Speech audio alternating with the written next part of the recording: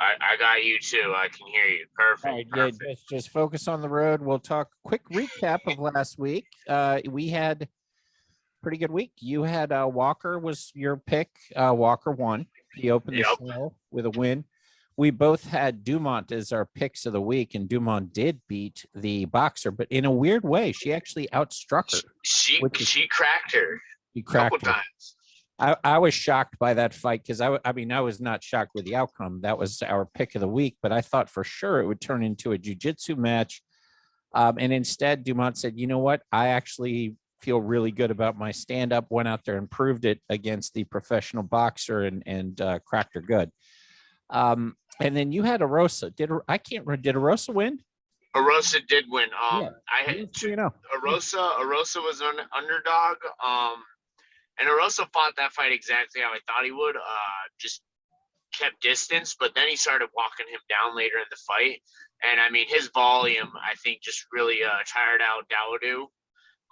That's When right. Dawodu would get in, try to clinch up, he just was having no success. And Arosa was hurting him bad in the first round. I thought Dawodu probably was going to get finished in the second, but he hung in there all 3 rounds. And then Walker looked like he might have been in trouble early, and then reverse Kudalaba on the ground, ends up somehow getting to his back and winning. And I'm sure you saw the clips of Johnny Walker outside of the UFC event. I did. In That was great. his gloves. You can't make that shit up. Did he get kicked out of the hotel or something? He was sitting out there in full shirtless right after, like he was walking into the ring, just sitting out in front of the Vegas hotel. I forget who I was watching talk about it on podcast. I think Chris Barnett was talking about it because he was joking around that he got left at the hospital after his fight, but he was joking, and he said the thing with the Walker situation was that they had a split of an exit to the arena after the fight, and then a way to walk back to the locker room. And Walker walked out of the arena, and they weren't going to let him back in after he left. And he's like, "What do you mean I can't leave? I just fought." And they're like, "Nope, can't come back in." And it's like what the hell? The guy didn't even get his gloves off, and that's like the first thing they want you to do after a fight is go get your gloves off and then go to the locker room. That's just so bizarre. But I had a different type of week. So I had Rodriguez over Jin Lang, and I won, but it was a terrible decision. Rodriguez did not win that fight. It was really, Jin Lang's fight. But I'll take it, as far as our stats go. But I basically rigged the system on accident there. We had Dumont winning, which was the pick of the week. Yep. I had Weeks, which was good, but then I had Ferguson. I actually had Ferguson over Nate Diaz. Nate absorbed a ton of leg punishment. I actually thought Ferguson should have just kept working that leg and it would have eventually collapsed. But Nate is one tough motherfucker. We all know that. Yeah. Ferguson at one point was one of the most ferocious and feared fighters in the UFC. And obviously those days, he didn't look bad, but those days are done. I mean, Nate caught him in the guillotine pretty easily. It looked like Ferguson dove right into it. Yeah. Tony looked a little, to me, he didn't look his normal pace in that fight. I don't know if that's fighting at a different weight class. He was down in Florida for that, prepping for this fight, training at Sanford, and I guess he had never trained with an MMA team before. I don't believe that. I mean, the guy is extremely skilled in what he does. He's definitely got training, but I think Nate, to two sides of it. I think you're right. Tony should have kept working that lead leg, but every time he started hitting the lead leg, Nate, I think, realized at some point, like, okay, I'm in trouble. I can't take much more of these. I need to really start coming forward. And that's when you saw Nate. There was a real obvious point in the fight where Nate showed a sense of urgency and just started coming at Tony. I mean, really pressuring him, throwing 5-6 piece combos, and that changed up the fight a little bit. I don't agree with them wanting the takedown from Tony, though, because why would you get the takedown? You could argue that it was, I think first round went to Nate, and then you can argue the next couple, but I Good you live performance. and you learn, I guess. Really, really proud of Nate Diaz for that. And now that he's out of the contract, you hear the rumblings of Mike Perry, Nate Diaz, and bare knuckle fighting. That's the matchup to make. Fuck the Jake Paul boxing match. Let's see Mike Perry and Oh the my shit talk. God. The shit talk between those two. Well, Mike's been talking shit to the Nate for a while, and they have, Mike has tremendous respect for him. I've seen them socially. He's been with Nick and hung out with Nick before socially down in Miami.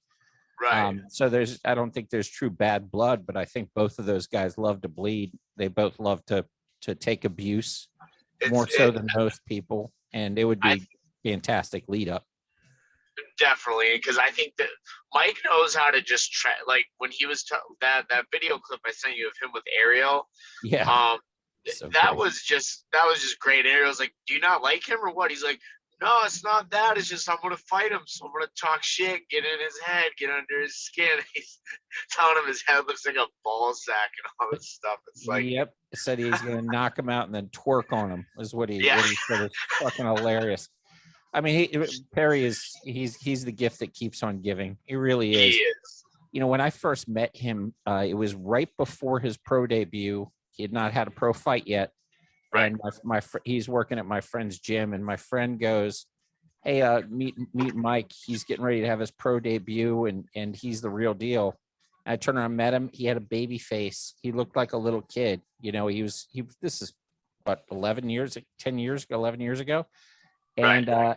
Looking at him now and what he's done since that moment, it's pretty amazing. He's had some of the most classic shit talking moments in the history of the UFC and some really great knockouts. And his last performance was that overtime victory was amazing. And I love the way bare knuckle does that overtime, by the way. That's good. Yeah. Boxing needs to do that. I mean, it's instant. They get the scores. Don't take off your gloves. Don't cut off the tape. We're going to overtime, and it was exciting. Like it's gut check time, but you should never have a draw in a combat sport. It just shouldn't exist. No. Yeah. There's too many variables that go into it, where you can. You're right. I don't think there should be situations where we end up with fighters drawing, and then just because we see three guys who all three see the fight differently. I mean, I really do like the verdict scorecards for that reason, because they go on a like 29.78, 29.753. They do it like a percentage based on the community, and they usually never get the scorecards wrong. I mean, like for the Li Jing fight and D-Rod, they posted up their scorecard, and it's like, I'm not going to argue with how they scored each round. I mean, I think that's how it looked. I think they need to adjust the scoring. No more flat point scoring. I know that's very hard to adjust, but I mean, like PFL used shows the verdict global scorecard before they announce the judge's decision and stuff, to show, like, they show the commentators the verdict scorecard, and then they'll call the judge's card, and it's like, I think they should do something along that line. Just adds for a little bit more. I mean, you could argue there'll be a bias, but you're right. I don't, whether we get an extra round in or they adjust the scoring system, I don't think there should be draws. I don't either. I mean, the UFC does a really good job of scoring. There's very few fights that you'll watch and have a big problem with. And even this, I mean, it was debatable, seemed like a bad call, but overall, we've all seen much, much worse. Actually, your fight was a worse call than that. And by the way, the guy you're fighting, he's number one in the Southeast. He's like one of the top ranked amateurs in the country right now. The guy that he is, that you beat but didn't get the decision for, he's a monster. So I mean, that has to feel good, along the way of knowing what really happened and knowing where he is. You have to feel pretty good going into your next one with that type of heat, behind you. Yeah, I think I got to show a different part of my game in that fight too. But yeah, I mean, for me, it's a feather in the cap. I know I can hang with the only guys I've lost to are guys who have been top amateur prospects in the country. My other loss on my record is to a gentleman who had 6 wins by 6 knockouts. He won the Donald Cowboy Cerrone amateur fight series 170 tournament. I mean, this guy was legit, and it's like I'm not going out there getting scrubbed by scrubs. I'm fighting real fighters, you know. And Daniel Cormier said it best, that there's really no difference between amateurs and pros these days at the higher level end of the amateur. The only thing is that some states will have you wear shin guards and the round time, and that's it. Other than that, you're gonna get a lot of the same skills. For the most part, I'm not saying like I'm as skilled as dudes in the UFC, but you can see the transition sometimes super smooth. Yeah, no question, man. I'm excited for the next one. And keep me posted when that pops up. We'll hype it here. But yeah, I got a little bit of a developing story I'll give to you later on. But cool. I'd love to hear it. Hey, what do you like for today? Because I know we have an early card. I like 100% without a shadow of a doubt, and I'm pretty sure he was underdog. I might be wrong. The line's close. I think he was an underdog at one point, but I think it should be a way more separated line. I think Sabatini is going to go out there and just implement the most vicious grappling for 3 rounds, like just the typical wrestler attack that we like to see from these collegiate guys coming in. And I think Sabatini is going to go out there, get an easy win. His path to victory is clear. That's what I like. Same thing. It was between him. I was going to do another girl fight and say Gillian Anderson, just because her path to victory is super clear. She's going to go out there. She's going to take the girl down and beat her up for 3 rounds. That's what Sabatini's going to do. He's going to go out there, take the guy down for 3 rounds, and get him out of there. He's fighting Jackson, who's coming off. He's won 3 in a row, but I 100% agree. It's a matchup issue for Jackson. Correct. Sabatini's just a much better, ground and pound wrestler / savage like that, and you just have that type of advantage. It's going to be a rough matchup there. So that was my pick. That was my pick of the week too. The other one that I had is actually it's Pyfer. I don't know, it's Pyfer, but I saw him. Joe Pyfer. Yeah, Joe Pyfer. It's his UFC debut, but Pyfer has a lot of first round finishes. I mean, he's got 4 first round finishes in 6 fights, and he's just. I think he's getting fed some chum to build him. I would go with the under 1.5 in that fight.